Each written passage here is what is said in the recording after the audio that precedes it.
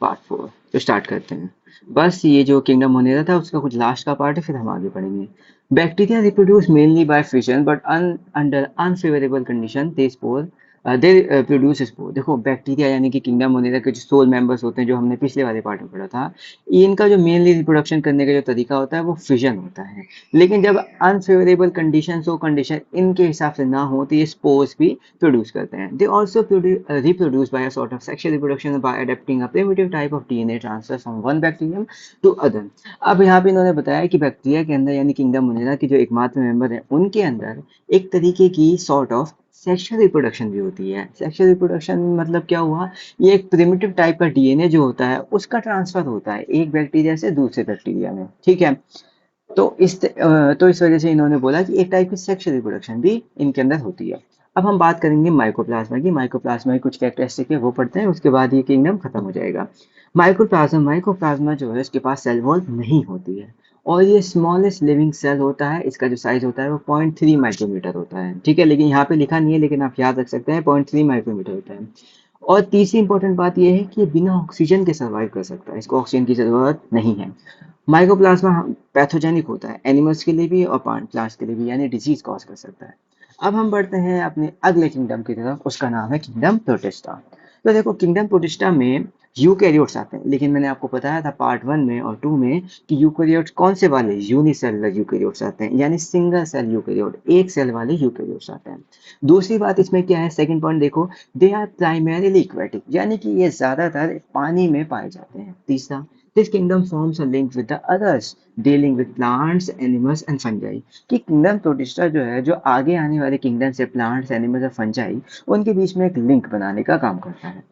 Fourth point क्या है, they contains well defined nucleus and other membrane bound organelles. तो ये पॉइंट तो आप वैसे समझ जाओगे क्योंकि इसके अंदर यूकैरियोट आते हैं। यूकैरियोट आते हैं, भले ही एक सेल वाले यूकैरियोट हैं, लेकिन यूकैरियोट आते हैं ना, तो इनके पास वेल डिफाइंड न्यूक्लियस होगा और इनके पास दूसरे मेम्ब्रेन बाउंड ऑर्गेनल्स भी होंगे।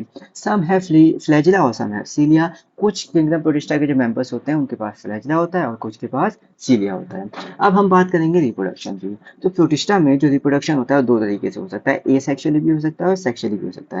ए सेक्सुअली क्या होता है, सेल फ्यूजन। देखो सेल फ्यूजन क्या होता है मैं बताता हूँ, कि दो सेल जो है उनके प्रोटोप्लाज्म को फ्यूज कर जाते हैं। प्रोटोप्लाज्म क्या होते हैं, कोई भी एक सेल है उसमें से अगर आप सेल वॉल को हटा दोगे तो जितना भी अंदर चीजें बची, न्यूक्लियस, सारे ऑर्गेनल्स और जो प्लाज्मा मेम्ब्रेन है, उसको बोलते हैं प्रोटोप्लाज्म। तो जब दो प्रोटोप्लाज्म फ्यूज कर जाते हैं और एक बन जाते हैं उसको बोलते हैं सेल फ्यूजन। ये एक टाइप की एसेक्सुअल रिप्रोडक्शन होती है। सेक्सुअल रिप्रोडक्शन कैसे होता है, जाइगोट फॉर्मेशन से, ये तो आपको पता ही होगा। जाइगोट कैसे फॉर्म करता है, जब दो मेल गैमेट, सॉरी मेल और फीमेल गैमेट फ्यूज करते हैं तो जाइगोट बनता है। तो ये सेक्सुअल रिप्रोडक्शन हो गई। अब हम बात करेंगे, देखो किंगडम प्रोटिस्टा में कौन कौन आते हैं। तो किंगडम प्रोटिस्टा जो है फर्दर डिवाइडेड है 5 ग्रुप्स में।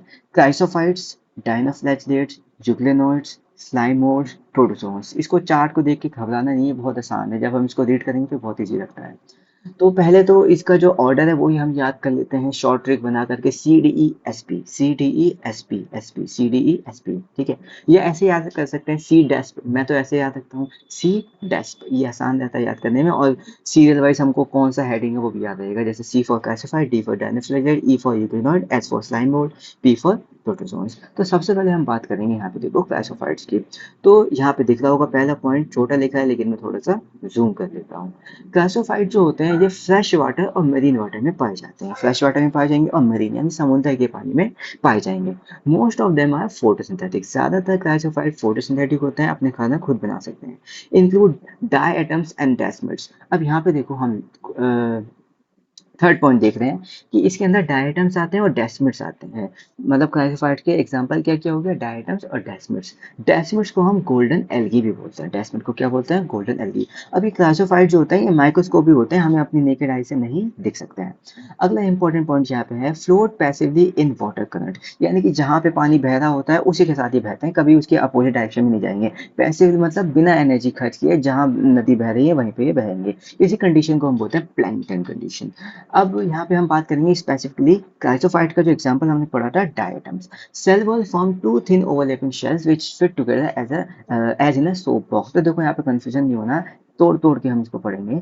सबसे पहली बात, यहाँ पे डायटम्स की सेल वॉल की बात की गई है, कि जो सेल वॉल होती है ना इनकी डायटम्स की, वो ऐसे दो फ्लैप बनाती है, यानी कवर बनाती है, जैसे सोप होता है, जैसे कि सोप बॉक्स होता है, वो बंद होने वाला, ऐसे वाला सोप बॉक्स नहीं जिसमें ऊपर से कवर नहीं होता, वो कवर वाला सोप बॉक्स जिसमें सोप बिल्कुल दिखे ही ना, वो वाला सोप बॉक्स। तो जिस तरीके से वो सोप बॉक्स जो है आपस में दो जो उसके कवर होते हैं आपस में फिट हो जाते हैं, उसी तरीके से जो ड्राई आइटम्स होते हैं, इसकी जो सेल वॉल होती है, वो ऐसे दो शेल्स बनाते हैं, दो जो एक दूसरे को कवर कर लेते हैं। ठीक है।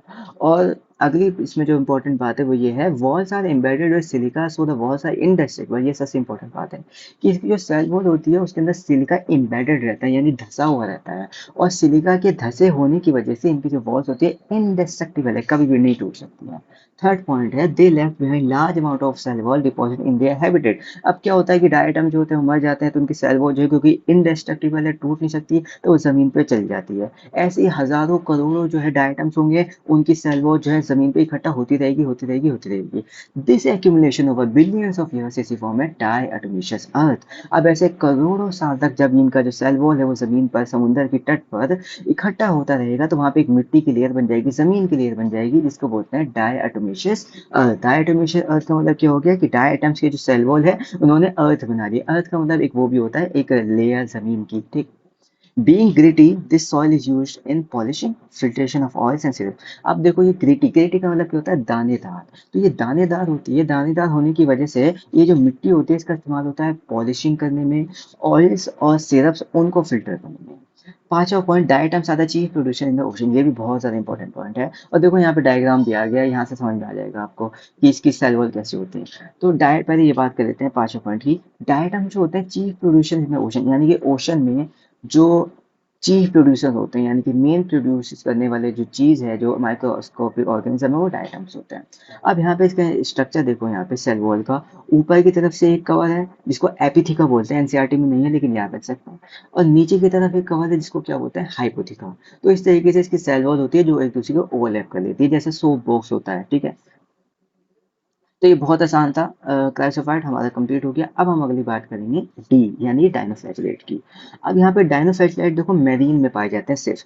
यहाँ पे हमें बोला था कि ये फ्लैश वाटर में पाए जाते हैं क्लासिफाइड और मैरीन में भी, लेकिन डायनोफ्लैगेलेट मैरीन में भी मैरीन में ही पाए जाते हैं, तो हम कंपेयर करके भी चलेंगे। डायनोफ्लैगेलेट फोटोसिंथेटिक होते हैं, यानी कि अपने खाना खुद बना सकते हैं। और क्लासिफाइड भी क्या थे, ज्यादातर फोटोसिंथेटिक थे। डायनोफ्लैगेलेट जो होते हैं ये yellow blue, yellow green brown blue red colour के होते हैं, मतलब रंग बिरंगे होते हैं।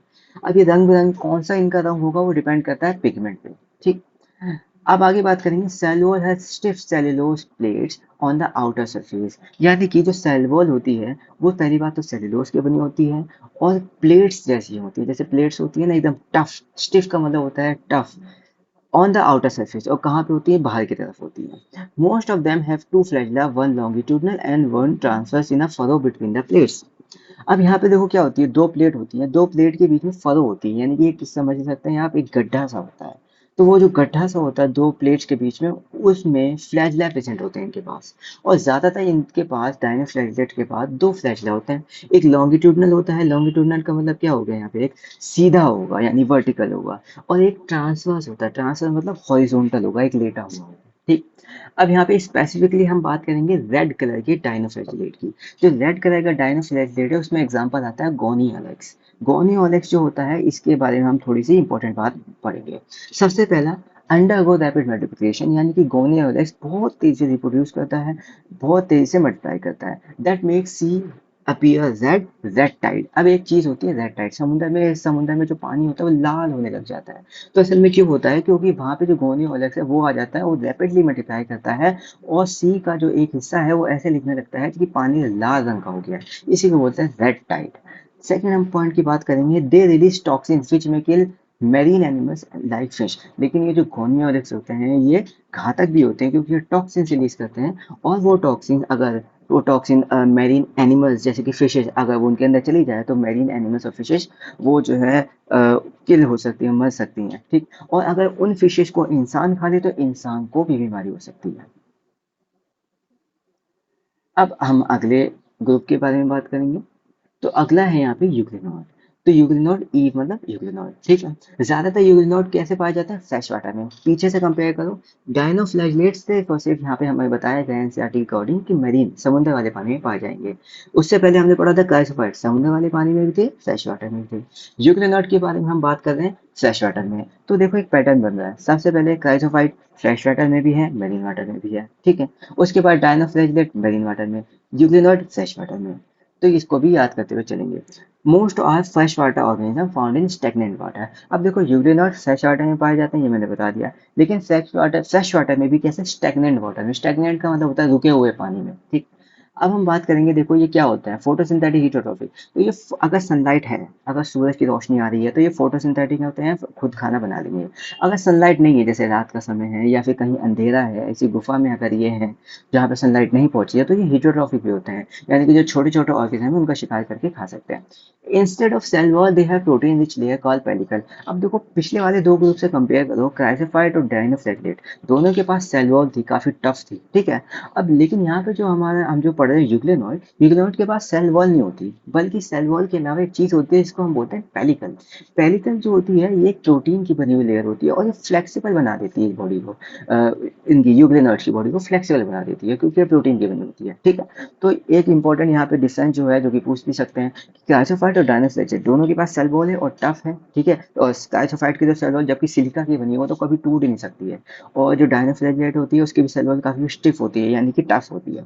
लेकिन जो हमारे यूक्रेनॉइड होते हैं उनकी जो सेल वॉल होती है फ्लेक्सिबल होती है, और प्रोटीन, सॉरी, सेल वॉल नहीं होती है, पेलिकल जो होती है वो फ्लेक्सिबल होती है, प्रोटीन की बनी होती है।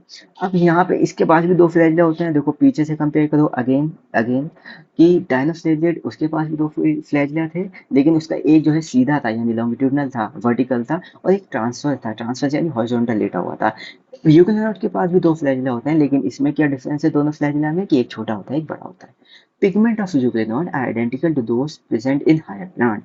यूकेरियोट में वही पिगमेंट होते हैं जो हायर प्लांट्स में होते हैं, जो बड़े पेड़ पौधे होते हैं उसमें जो ग्रीन कलर के जो पिगमेंट्स होते हैं, और जो बाकी सारे कैरोटीनॉइड्स एंथोफिल पिगमेंट्स होते हैं, वही सारे पिगमेंट यूकेरियोट में भी होते हैं। यूकेरियोट का एक बहुत इंपॉर्टेंट एग्जांपल, जो कि एक ही एग्जांपल यहाँ पे दिया गया है, वो है यूग्लेना। यूकेरियोट से ही याद रह जाएगा इसका एग्जांपल, यूग्लेना। अब यहाँ पे नीचे लिखा है मिक्सोट्रॉफिक। मिक्सोट्रॉफिक का मतलब क्या हुआ, कि ये हेटेरोट्रॉफिक भी है, ऑटोट्रॉफिक भी है, ठीक है। ऑटोट्रॉफिक मतलब ये फोटोसिंथेसिस कर लेगा, हेटेरोट्रॉफिक मतलब ये प्रिडेशन कर लेगा, छोटे ऑर्गेनिज्म को शिकार करके खा लेगा। अब हम बढ़ते हैं एस की तरह, F4। S4 होता है स्लाइम मोल्ड। अब यहाँ पे देखो एक इंपॉर्टेंट बात, स्लाइम मोल्ड को जो है ना फॉल्स फंजाई भी बोलते हैं, कि जो स्लाइम मोल्ड होते हैं ये फंजाई की तरह दिखते हैं लेकिन होते नहीं, ठीक। अब स्लाइम मोल्ड कैसे होते हैं? सेप्रोफाइटिक होते हैं। सेप्रोफाइटिक कौन से टाइप का था? ये पहली बात तो हीटरोट्राइट था, हीटरोट्रॉफिक में आता है सेप्रोफाइटिक कैटेगरी। सेप्रोफाइटिक क्या होता है, कि डेड और डिकेइंग जो चीज होती है, कोई मटेरियल होता है या कोई बॉडी होती है, उससे न्यूट्रिएंट्स लेना। Body moves along decaying twigs and leaves and organic material. अब ये जो स्लाइम मोल्ड होती है, इनकी जो बॉडी होती है कहाँ मूव करती है? जो पत्तियां होती हैं या फिर कोई ऑर्गेनिक मटेरियल होता है, कोई भी लिविंग बीइंग जो कि डेड और डिकेइंग हो, ठीक है, जैसे कोई जानवर है वो मर गया, तो उससे ये न्यूट्रिएंट्स ले सकते हैं। Under favourable condition they form an aggregation called plasmodium. अब जब फेवरेबल यानी इनका पसंदीदा कंडीशन, तो कुछ कंडीशन होती होंगी इनकी, कि जैसे क्लाइमेट या फिर मॉइस्चर, वो एनसीईआरटी में नहीं है, लेकिन हमें ये ध्यान रखना है कि फेवरेबल कंडीशन में जाइमोड जो होते हैं वो एग्रीगेट हो जाते हैं, यानी कि ग्रुप बना लेते हैं अपना। इनके ग्रुप को क्या बोलते हैं, यानी एग्रीगेशन को क्या बोलते हैं? प्लास्मोडियम बोलते हैं। क्या बोलते हैं? प्लास्मोडियम। अब देखो प्लास्मोडियम जो है ना, जब हम ये पढ़ेंगे ना, ये प्रोटोजोन, तो क्या होता है कि ये, एक बार देखें यहाँ पर, स्पोरोजोन, इसमें प्रोटोजोन में एक कैटेगरी आती है स्पोरोजोन। स्पोरोजोन में एक एग्जांपल होता है प्लास्मोडियम। ये प्लास्मोडियम अलग है, ये मलेरिया कॉज करता है, और जो हम अभी ये प्लास्मोडियम पढ़ रहे हैं ये अलग है, ठीक है। तो मैं इसमें बाद में डिफरेंस ये बताऊंगा, कि ये जो प्लास्मोडियम है ये स्लाइम मोल्ड वाला, ये स्लाइम मोल्ड के ग्रुप यानी एग्रीगेशन को बोलते हैं। और वो जो स्लाइम मोल्ड है, वो जो प्रोटोजोन कैटेगरी है, उसके अंदर एक कैटेगरी आती है स्पोरोजोन। स्पोरोजोन का एग्जांपल होता है ये प्लास्मोडियम, और ये वाला प्लास्मोडियम मलेरिया कॉज करता है। तो इसको हम आगे देखेंगे। तो हम कहाँ थे? यहाँ पर थे कि ये फेवरेबल कंडीशन में एक एग्रीगेशन बनाएंगे प्लास्मोडियम। अब ये जो प्लास्मोडियम होता है ना, ये फैलता है, ग्रो करता है, और कई फीट तक ये फैल सकता है, ठीक है। लेकिन जब अनफेवरेबल कंडीशंस होती है, तो ये जो प्लास्मोडियम होता है ये डिफ्रेंशिएट कर जाता है, यानी कि टूट जाता है, और ये फ्रूटिंग बॉडीज बना देता है, ठीक है। फ्रूटिंग बॉडीज जो होती हैं